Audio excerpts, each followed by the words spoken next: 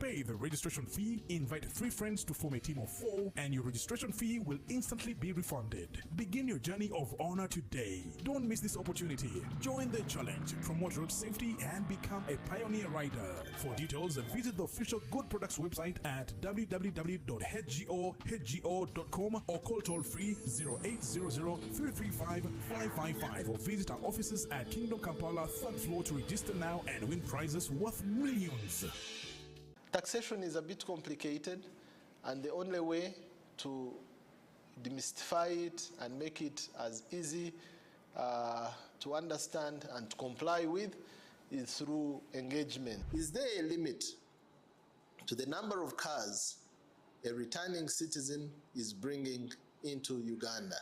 Who has paid the excise duty on this water is not the supermarket which has sold you this bottle at 1,000. It's not the business.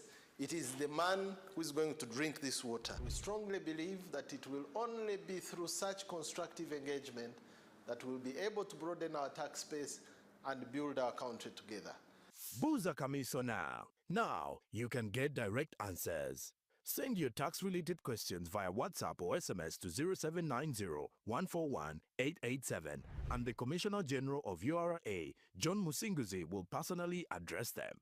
Tune in to UBC News Tonight every Monday and Wednesday for expert insights and clear explanations. Buza Commissioner. The Presidential CEO Forum will host the 6th Biennial Private Sector CEO Retreat, Marketing Uganda. The retreat will take place from the 9th to the 11th of September 2025 at Mountains of the Moon Hotel in Fort Portal City, Kabarole District. It will be held under the theme Transforming Uganda into a Preferred Tourism Destination, Enhancing Public-Private Investment in Infrastructure, Conservation, Digitalization, Product Diversification, Marketing and Tourist Safety. The chief guest will be His Excellency Yoweri Kaguta Museveni, President of the Republic of Uganda. Live from UBC Studios in Kampala, this is Good Morning Uganda.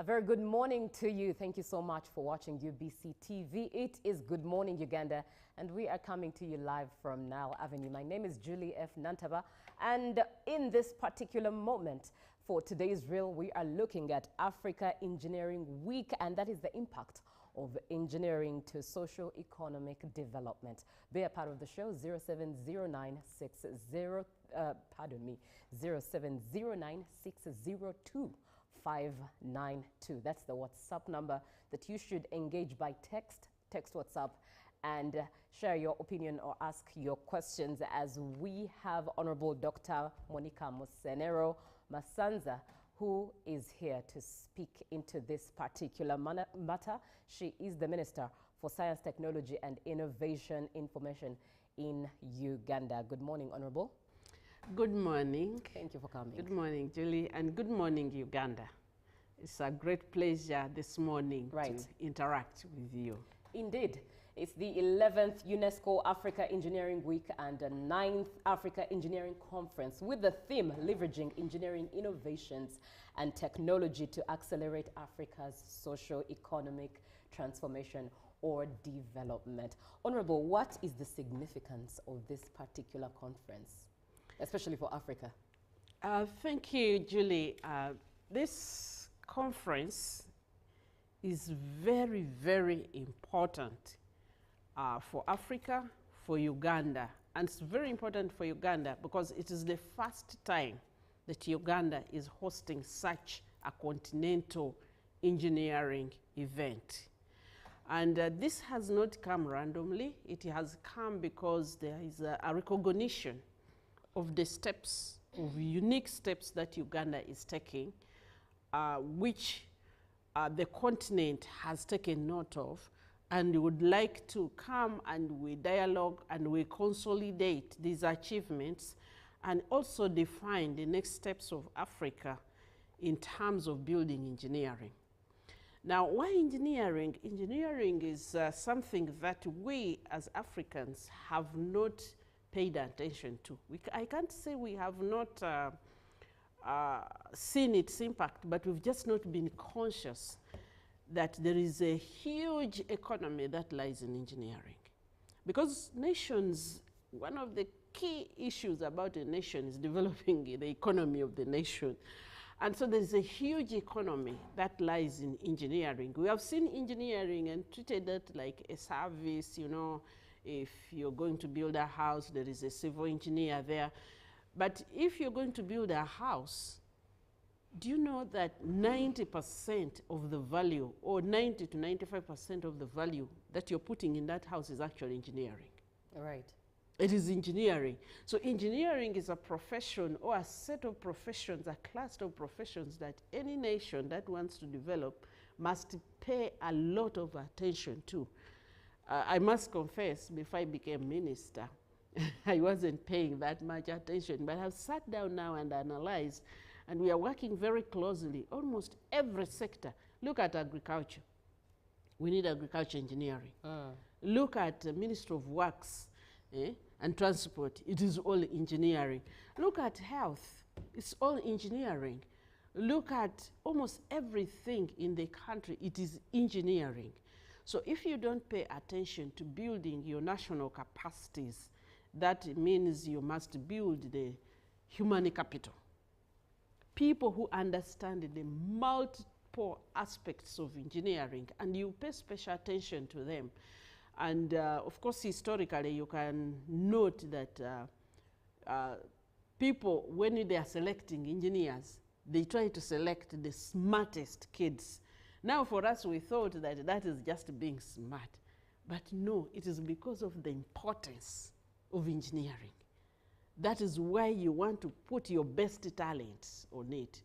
And so when you look at almost everything, you look at a hospital. Although we think about medicines, actually 90% of what is going into caring for a patient is engineering. So engineering is very, very, very important, and there are multiple, there are hundreds of sides of engineering, aspects of engineering. And so this time, this conference being here has given us opportunity, first as Ugandans, to make sure that we have paid a lot of attention to understanding the different aspects of engineering and making sure that we take care of them. For example, why we don't manufacture a lot of things here is because of engineering capacities. Right. Yeah, because you can't build a simple manufacturing line, which is engineering. And so when we awaken engineering, Uganda is just going to run. And when you talk about the capacity, I'm reminded of the fact that indeed the brightest students in engineering class are picked on. And sad fact is most of them are educated for further education abroad and retained there. Yes. What do you think this conference, what role do you think this conference is going to play in making sure that the creme de la creme of engineering heads should be sustained in Uganda? This conference at the highest level of the nation, we have already presented a paper at Cabinet to draw attention to the need for us to pay very, very close attention, special attention to engineering. And by Africa giving us this opportunity and UNESCO giving us this opportunity, although the conference itself is beginning this weekend, we started the work on this. We have been having a whole month-long engineering month, We have been discussing with academia, we have been discussing STEM in schools and what. And so this conference is shown a big spotlight. It has shown a spotlight to our universities. How are we training these engineers? It has shown, thrown a spotlight in the entire education spectrum, the TVETs, how are we building them? It has thrown a spotlight on now the innovation. So we are going to have a huge innovation forum. You know, many times when we talk about innovation, we are thinking about, okay, I'm going to convert, make a medicine or create a software, but we have now opened the door wide. It has actually, for me as a minister, it has given me an opportunity to spend a concentrated time to internalize the different needs, the broader needs, which are going to help us to drive engineering in the country. Right. And the fact that we are having African brothers and sisters, during the week I'll be hosting ministers from across, for us to dialogue and say, hey, we have not paid sufficient attention. We are going to look at the different policies which are supposed to support the positioning of engineering where it should be. We are going to be looking at the financing. Is the financing enough? But we're also going to be looking at our education. Is the education complete? I'm not saying the education is bad. The education is actually good, but it's not complete. Which aspects are missing, and how can we work together on the African continent? Because you see that most of Africa, we are basically still trading in raw materials. Most of everything that we are using, which are engineering, is imported. And so we are just service engineers. We are not manufacturing engineers. We are not innovation engineers, which is where we must go.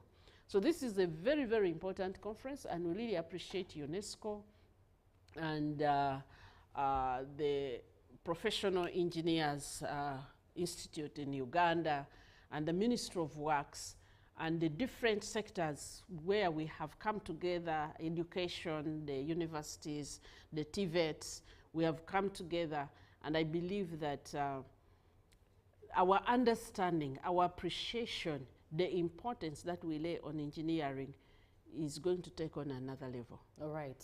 Thank you so much. We are having a conversation on Africa Engineering Week, which is starting this weekend, but in particular looking at the breadth of this particular matter, impact of engineering to socio-economic development. 0709 602 592. It's the WhatsApp number that you're able to engage by text WhatsApp and share your opinion and how best you could be a part of this particular event. Now, Honorable, let's look at this year's theme. It's looking and shedding a light on socio-economic transformation or development.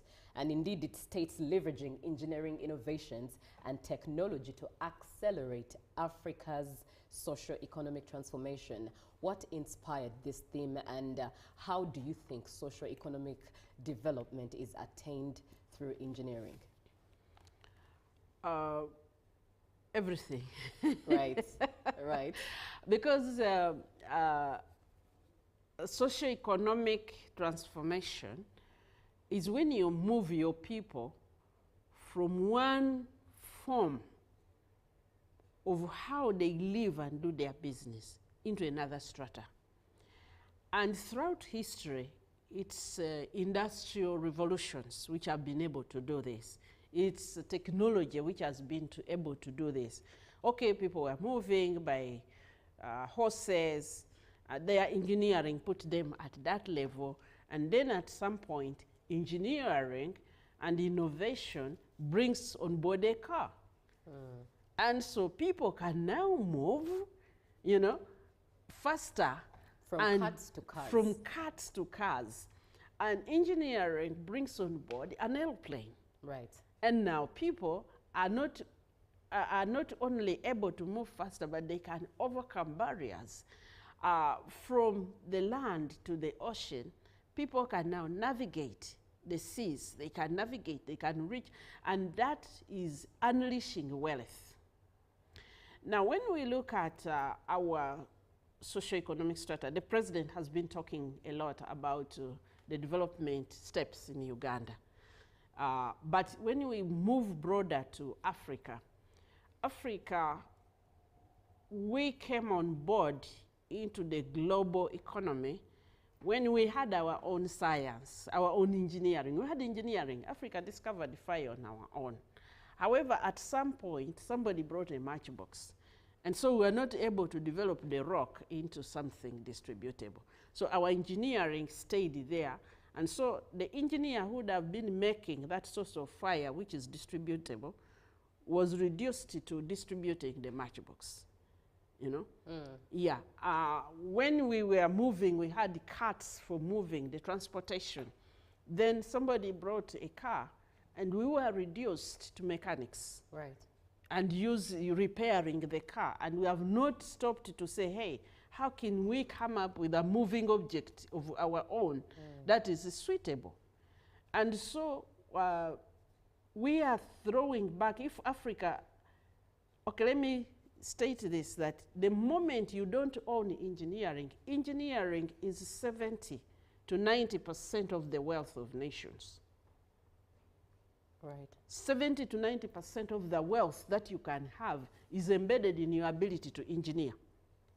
So if you cannot engineer, even if you own a mine, most of the value of that gold mine is going to be to those who are going to give you the engineering capacities. So you'll get very little value left. You know, we are always complaining here about the value of coffee. And why the rest of the world, which does engineering of coffee, takes most of the value. Right, yes. You see, you grow coffee, but all the things, the whole that you're using is engineered somewhere else. The engineering behind the fertilizer that you're going to use is somewhere else. So most of the value stays out of the country. And so we are unable to move our people from the agrarian level of livelihood into the advanced, into the socio-economic transformation, because socio-economic transformation at the first level is we needed to move our society out of the agrarian into the industrial. So engineering should be playing a key role in building the machines which build the machines, in giving us more value in what we produce. For example, if we were able to make all the inputs that go into coffee production, and why aren't we roasting coffee? Because we don't have the engineering. Buying the machines is expensive, and even when we buy the machines, by the time you buy the machines, 90% to 100% of the value in the machines is gone outside. What if we were able to make our own machines which roast coffee? What if we are only able to make the coffee makers ourselves, those ones which are in every household outside? What if we are able to grind the coffee ourselves? What if we are able to make the bottles which package the coffee ourselves? All that is engineering. So I hope that Ugandans can realize the importance of this profession. Actually, it's not even one profession. It is a multitude, because there's soft engineering, there's hard engineering, there is bioengineering, there's mechanical, there is electrical, there is electronic. It is so much. And partly, let me say that partly, the reason why we are finding it hard to employ young people is because we have not developed the engineering capacities in the country. Right. Because that's the place which absorbs. Industries are the ones that absorb people. And an industry is literally a collection of engineering. So that means even when they go abroad to amass all this plethora of knowledge, they have nowhere to apply it when they come back. When you go outside, let me tell you about myself. I went out and studied making vaccines. I studied the biology of it, but my knowledge of the biology of it needed a lot of machines. It needed a lot of equipment to be set up in order for me to be able to make vaccines. And it is only recently during COVID that the president assigned me and gave me money so that I can buy engineered machines and construct the engineered environment so that I can be able to make vaccines. So even when we go out, we cannot come back and benefit. And actually, one of the biggest tasks I face in my job is people, I have this innovation, but I don't have these machines. And the most expensive component of our innovation is the machinery. Right. It's the machinery. But most of that machinery, we can build it. We can make it easy to make it here. And we have the people, they are bright. It's just that we have not owned engineering as part of our economy. So to answer your question of engineering and socioeconomic transformation, engineering is going to provide jobs in the next strata of development. Engineering is going to create opportunities such that we shift our people in the way they do their business. If the way you do your business, and then it's also going to provide the employment opportunities. When you talk about developed economies, it's because they have things to help them, tools to help them solve a lot of problems. For you, you are digging with your hand, taking weeks to finish an acre. For them, they unleash a machine, a tractor, which digs that in a few hours. Right. Very. So, socioeconomic transformation means that we deploy technology to support our production systems to open new opportunities for employment. New opportunities for employment. And it also helps us to begin to think, because development is like growth, like you're coming from the ground and going in higher strata. So the higher you go, the more you need the engineering skills, because engineering helps us to overcome the limitations of nature.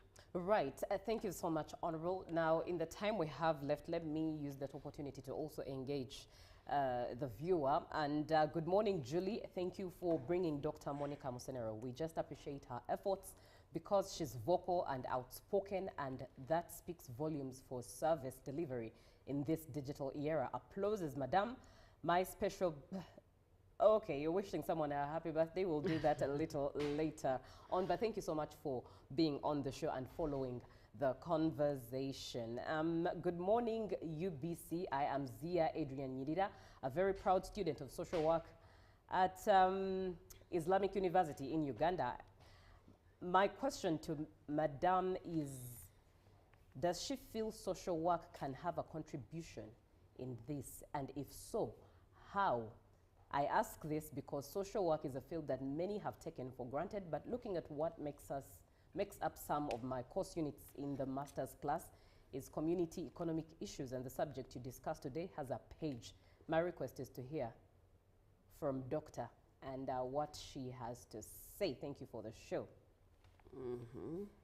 Then the other contribution, good morning, Uganda. I'm glad this engineering conference is going to happen here in Uganda.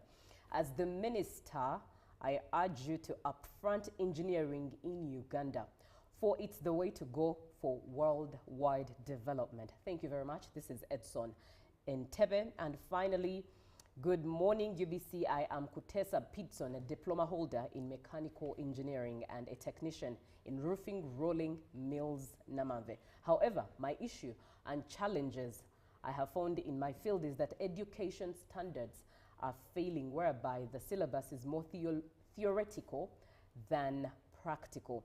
Therefore, my idea is that theory should be minimized and studies at the college become more practical. And then another thing is poor pay in the job market as young engineers, whereby a technician is paid a net pay of 400K. 400,000 Uganda shillings. Therefore, the government should think about young people and the salary should be standardized. Let's take it on from Kutesa Pitson, who is a diploma holder, mechanical engineer and technician in roofing rolling mills. Hello, Kutesa. I'm glad you're watching this morning. Indeed, the payment for many young scientists, many young technicians, we all know that it is not yet enough. But payment is a function of productivity. It's a function of how much value you are creating, you have opportunity to create. Some of us think that payment is because I have a job. No. The way salary is calculated, it is a percentage of the value that you create. Now, that is also a function, not of your hard work, but yes, it is of your hard work, but it's also a function of the entire economy.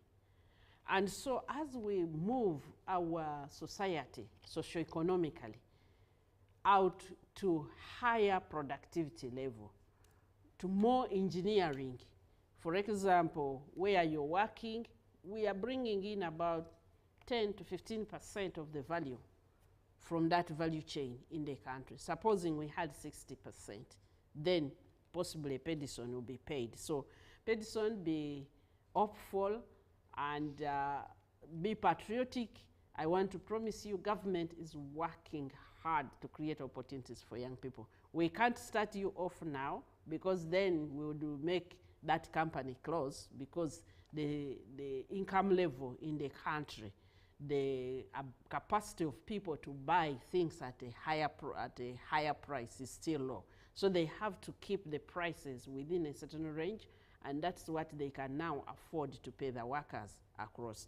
But as we build the economy and people have a bigger purchasing power, and we have a lot more value created by engineering, Pedison, you will not only be able to upgrade, and we also want to inform you that government has built a lot of additional capacity, and that moves into Edison's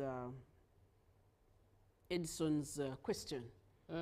Yes, Edison says that the courses are theoretical. Government has known that, and we have recognized that, but we have taken something, we have taken a step. Now there is a concerted effort with the Ministry of Education, Science, Technology and Innovation. We are working with all the universities and TVETs, and we are putting up those centers, which we call the LODCs of engineering, where you now go and hone the skills. Even as we try to transform the TVETs, the programs where you're training, but we have put up these centers now where you can come and have hands-on in the different aspects of engineering.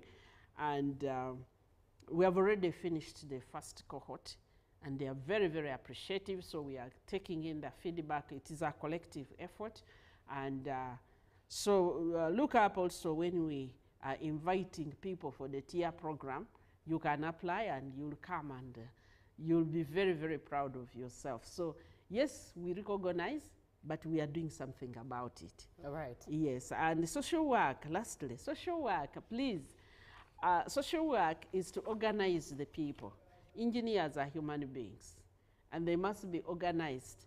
And also, so the engineering products are used by society. Many people reject the technologies that come from engineering, or they misuse them. So social work is part and parcel of society, and is very, very important. Along with it, try to understand how technology influences society in your work, and then find some interface with the engineers in those universities where you are. Find an interface. I think the biggest mistake we made was to educate people in isolation. Right, right. Actually, the education is supposed to create a mesh, a cobweb of intertwining knowledge packages, which then drive society to move forward. So social work is very relevant, but get to know what are the engineers doing, which you're going to persuade. Very true indeed. It looks like Zia, Adrian, Nyirida, it's up to you to engage the engineering faculty in your university and find ways of how best you can collaborate with fellow students and how you can take it on for the future. Now, let's begin to bring this conversation to a close, Honorable. The conference is coming up, and one of the many beautiful things you have spotted out is all these ideas that are in the background that you hope for Uganda, and I believe will be discussed at the conference. Yes. Is there a plan or a strategy for the conference to make sure that these great discussions at that conference won't stop on paper but will end up in implementation? Yes, definitely. So we are going to have a declaration. After that, we are going to have an action plan. For us as a nation, after hosting this, what have we learned? Because now we have what we know in Uganda, but we are bringing the whole of Africa. And they are going to deposit a lot of ideas, a lot of information, and we will have our ears and eyes, and we'll be capturing that. Then after that, we are going to have a strategic plan, but also the Engineering Association Africa, they will be coming up with a strategic direction, which we are going to monitor and implement. And that is why we have the ministers. The ministers will be joining us through in the week to listen to what they have proposed, and we bring now the strategies to our governments and also to the continental level to work together to make sure that we push. And you know that we have the Africa Free Continental Trade. This is going to move only if we can implement across the different countries the engineering. We need transport, logistics, to be able to connect the continent, and it's really largely about engineering. Right. Yes, so. Very important. And who is invited? Ugandans are invited. Africans are invited. We have so far, as of yesterday, we had 3,600 Ugandans who had registered. Yes, please register online on most social media platforms. We are circulating the link. We have close to 200 delegates coming in from outside, and many of these are engineers, or they are educators, or they are like Adrian, social scientists who are interested in making engineering work. We also have the ministers and high technical officers coming from many different countries into the country. Students, we have an innovation forum, an innovation platform which will be taking place. There will be an exhibition, there is going to be a hackathon.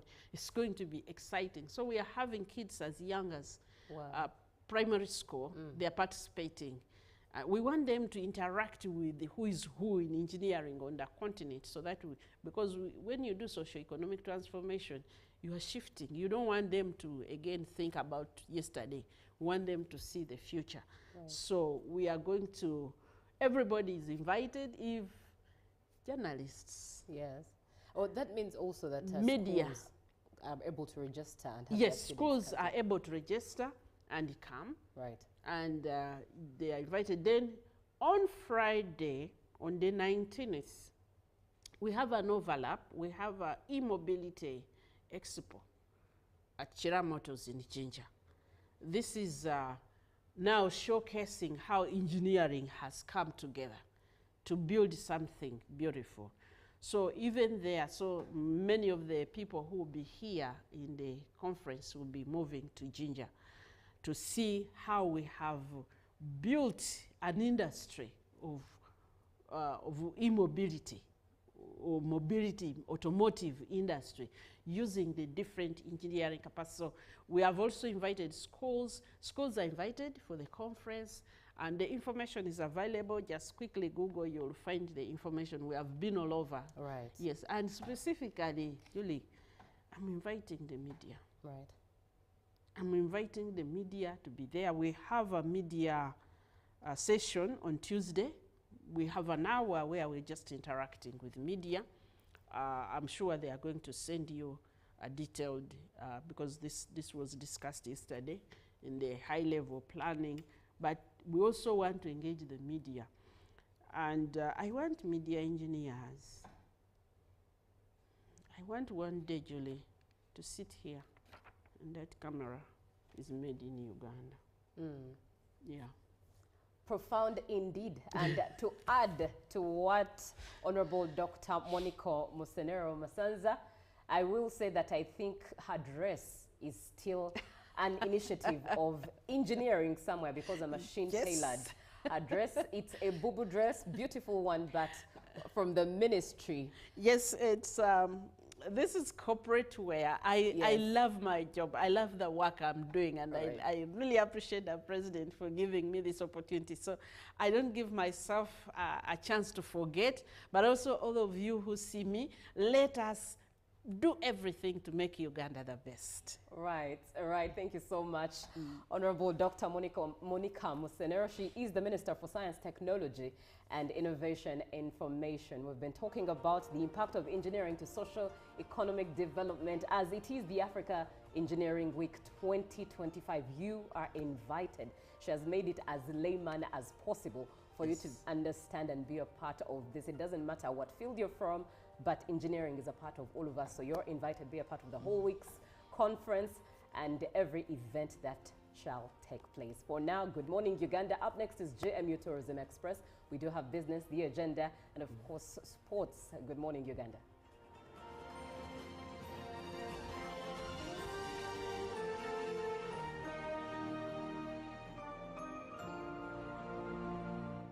Live from UBC Studios in Kampala, this is Good Morning Uganda. My friend, I have made some good money today. It is time to relax and enjoy life. Nice to hear that, Semu. Just give me some money. Gino, let's go party. All the drinks and the muchomo are on me. I will crown the day with a babe to chill with before I return home. Let's enjoy ourselves. Life is too short. You guy, you mean you want to take nothing home to your family? My friend, indulging in casual sex has become very risky and dangerous these days. There is HIV and what's still Mpox. What are you saying, Gino? I use protection, a condom. Don't scare me. Good. Condoms can protect you from HIV and other STIs, but not Mpox. If that person has the Mpox skin rash, he will also contract the disease Semu. What? Yes, Semu. And from there, you will spread it to your loved ones, your lovely wife, and your children, who may suffer serious disease and even die. Thanks, Gino. I heard about it earlier, but I just brushed it off as well. So I am cancelling this useless program and going home to my loved ones. Bye, Gino. Bye. Good decision. You see, that is being responsible, Semu. Hey, by the way, before you go, just give me at least a 50K. Mpox is real. Protect yourself and the loved ones. Stay safe and do not indulge in casual sex or other risky behaviors. For more information About Mpox, call a Ministry of Health toll-free line on 0800 1066 or send a free SMS to YouReport on 8500. This message is brought to you by the Ministry of Health with support from UNICEF, WHO, and its partners.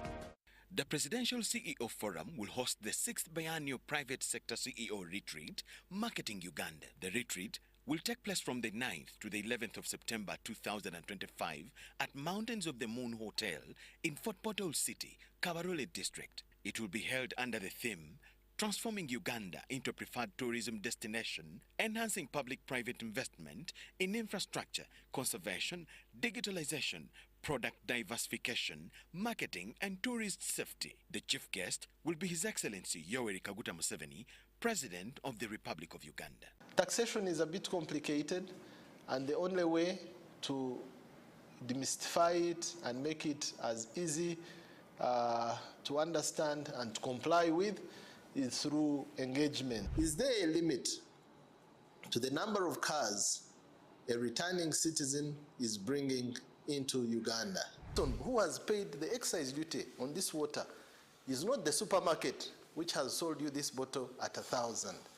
It's not the business. It is the man who is going to drink this water. We strongly believe that it will only be through such constructive engagement that we'll be able to broaden our tax base and build our country together. Buza Kamiso now. Now you can get direct answers. Send your tax-related questions via WhatsApp or SMS to 0790-141-887 and the Commissioner General of URA, John Musinguzi, will personally address them. Tune in to UBC News Tonight every Monday and Wednesday for expert insights and clear explanations. Buza Commissioner.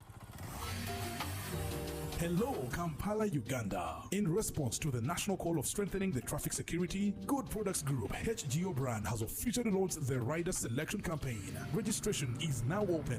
Visit www.riders.hgo.com. Complete your registration now for a chance to win exciting prizes including motorcycles, exclusive HGO gift boxes, and official rider vests, all while promoting safe riding awareness. This is how to participate. Pay the registration fee, invite 3 friends to form a team of 4, and your registration fee will instantly be refunded. Begin your journey of honor today. Don't miss this opportunity. Join the challenge, promote road safety, and become a pioneer rider. For details, visit the official Good Products website at www.hgo.com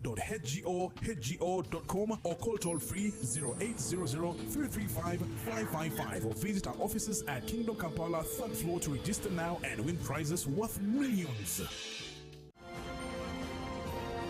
Live from UBC Studios in Kampala, this is Good Morning Uganda.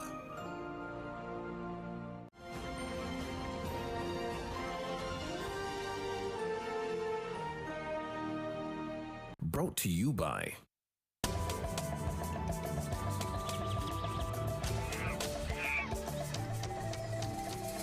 Uniquely Ours. Explore Uganda.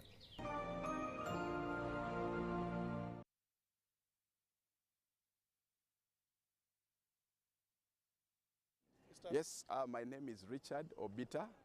I am the Director of Technical Services with National Information Technology Authority, Uganda, representing our ED at this event where we are launching the free Wi-Fi at the equator here in Kasese, Chikorongo. We want to thank the government, of course, through the Minister of ICT for giving us this opportunity to partner with UTB, Uganda Wildlife Authority, Minister of Tourism and Antiquities for this great opportunity. We've collaborated in terms of connectivity, and tourism is actually one of those sectors that is very critical for our country. So we've supported it in terms of enhancing connectivity in this place. The tourists can then be able to instantly share pictures, live videos, and it is free Wi-Fi at this location, and it's going to be 24 hours. We've opened it up for the marathon tomorrow. All the routes are covered actually through free Wi-Fi. So that is the partnership that we have with UTB, and we hope this partnership can even go on and on and on, even to the other sectors that we are supporting. We thank the government for this opportunity, and we hope that our runners can have a good experience about Kasese being a marathon tourism destination. This is not only a NITAU event or UTB event. We are actually inviting Uganda, as you know, whether you go east, west, north, and south, Uganda is actually a tourist destination. But specifically, why we are here in the Kasese today is that tomorrow we'll be here for the Rwenzori Taskalite marathon. And as part of the event, we've also come in to support. This is actually one of the government support that we are bringing on board. But specifically, Kasese is indeed, Kasese has held this marathon before. Last year we were here, and even this year. And we've been actually informed by our marathon team that we have about 33 or 34 countries that have been represented in this place. And that's why for us as NITA, as government in charge of ICT, we want to ensure that the tourists that come here are connected to the rest of the world, and they can easily share information, live feeds back home, and connect with the rest of the world. And that's why we're here to promote. Amanya gange nze Emily Nakazi nga nkola mu kitongole kya National IT Authority Uganda, ekitongole ekivunaanyizibwa ku kutuusa ebyempuliziganya n'ebya tekinologiya mu ggwanga. Ekitongole kyekimu ekyo kyekiwabula gavumenti mu nsonga za tekinologiya. Olwaleero tuli wano e Kasese ku equator empya, tutaddewo kye tuyita free Wi-Fi, omukutu gumugatta bantu ogw'obwereere. Ekigututeesezaawo wano tukwataganye ne bannaffe aba Uganda Tourism Board okuba nti tuwa abantu empeereza ennungi nga bwe batugamba bulijjo nti ebyempuliziganya bye bigatta ensi yonna. Twesanze nti abagenyi tufuna bangi abajja wano okwekubisa ebifaananyi, okwegomba Uganda, naye engeri gye batuusaamu obubaka obwo ku bantu baabwe ebadde erimu ekizibu, nga bamala kuvaawo ate ne balyoka bagenda ne baweereza nti banaye tuli wano. So kati tuleese omukutu ogw'obwereere gwe bayita nita free wifi gwe tuleese gubeere wano. Abanajja wano kababe bannayuganda, kababe nga bavudde bweru, babe nga basobola okusaasaanya amawulire ku kkula lyaffe lino erya Equator. Kyenkakasa kiri nti eno Equator yesinga obulungi mu Uganda bwe basi mu Africa. So ejja tuleetera abalambuzi bangi, ejja tuleetera ssente nnyingi ng'eggwanga, ate tetukomye ku eno. Tugenda gatta n'endala nnyingi, tourism sites zonna across the country tugenda kuzigatta zibe nga zirina empeereza y'emu eno. Abagenyi baffe ne bannayuganda bonna babe nga basobola okuweereza obubaka buno, n'abantu ababeera mu bitundu ebiriraanyeewo nabo bagattibwe ku nsi yonna, kuba kati ekitugatta ffenna ku nsi yonna kye kintu buli omu kyamanyi nga intaneti.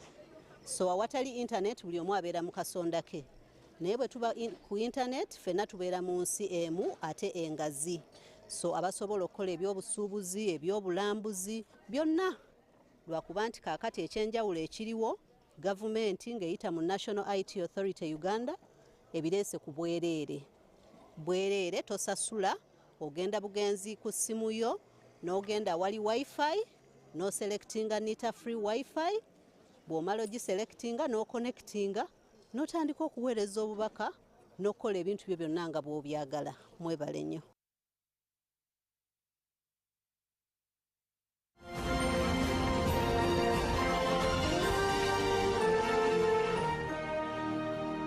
Brought to you by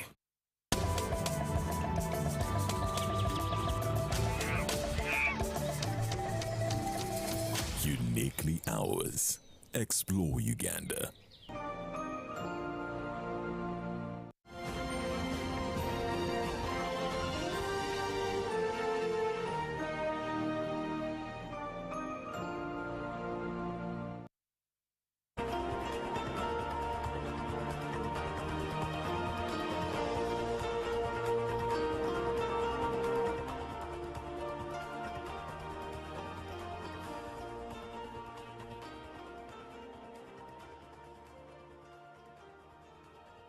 Good morning. Welcome back from JMU Tourism Express. Time for business. My name is Julie F. Nataba, and we are starting with matters public transport. Taxis and border borders have joined hands to enhance their role in Uganda's transport industry. These two vital forces have been at least at the heart of ferrying millions to school, to work, and back home. In a move to revolutionize Uganda's transport ecosystem, the Uganda Taxi Operators Federation has joined hands with the United Border Riders Cooperative Union to drive progress, innovation, and community empowerment. The partnership will operate under the umbrella of the union brand Uniting Taxis and Borders with a shared mission to transform transportation into a catalyst of national growth. From union-branded home care products to spare parts, mobile phones, and even electric buses, this is a new economy of numbers, systems, and discipline. The public will also witness the Union Festival and Expo on September 14th, 2025 at Kololo Ceremonial Grounds, graced by President Yoweri Kaguta Museveni, and it implies, therefore, that Uganda's transport future is shaping up to be people-centered. Now, let's move on. The Supreme Court has agreed to hear arguments on whether the Trump administration's sweeping global tariffs are legal. On Tuesday, it said it would review lower court decisions that found the president did not have the legal authority to enact the tariffs, which were brought in through an Emergency Economic Power Act. The justices said that they would hear arguments in the case in the first week of November unexpedited timeline. It will amount to the biggest test of Donald Trump's presidential authority and his signature economic policy, potentially forcing the U.S. to refund billions in tariffs. The Supreme Court's conservative majority has so far been amendable to temporarily instating Trump's policies and to his requests for emergency orders. But this case will mark the court's first assessment of the legal basis for one of the administration's most far-reaching policies. Trump had invoked the International Emergency Economic Powers Act, IEEPA, to impose levies ranging from 10% to 50% on dozens of trading partners.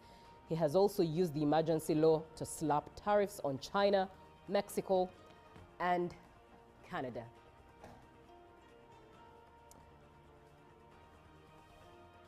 Well, with that, let's have a look at what the forex rates look like as of 9th September 2025. The US dollar opened at 3,500.45 and was selling at 3,510.45, and by midday it was at 3,496.18, dropped value there, and was selling at 3,506.18, closed in at a drop of 3,495.41 and selling at 3,505.41. The British pound was buying at 4,743.09 and was selling at 4,756.66. And the euro was buying at 4,114.79 and selling at 4,126.56. The Kenyan shilling was buying at 27.06 and selling at 27.14. And the Tanzanian shilling was buying at 1.39 and selling at 1.40. And the South African rand finally was buying at 199.95 and selling at 200.52. Well, that's it for GMU Business today, but Good Morning Uganda does continue. And as every Wednesday, we have conversations regarding the cooperative movement in Uganda. Today, we are looking at the National Cooperative Conference celebrating cooperative achievements in Uganda. 0709602592 is the WhatsApp number that you should save so that you are able to be a part of the show. For now, good morning. The show continues.